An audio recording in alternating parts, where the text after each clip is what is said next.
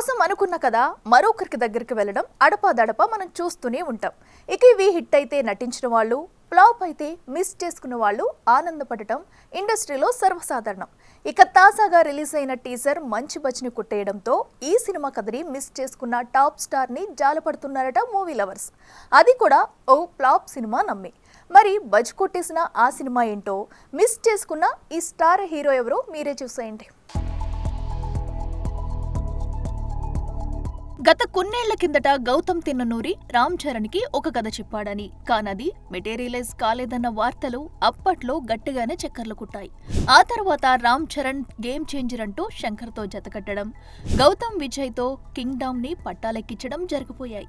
ఎప్పుడైతే Kingdom teaser release అయి మంచి బజ్ని తెచ్చుకుందో, ఇక అప్పటి నుండి రామ్ చరణ్ మిస్ చేసుకున్న సినిమా ఇదేనని, గేమ్ చేంజర్ వంటి రంగురాయిని నమ్ముకున్న చెర్రీ కింగ్డమ్ వంటి వజ్రాన్ని మిస్ చేసుకున్నాడంటూ తెగ బాధపడిపోతున్నారు మెగా ఫ్యాన్స్.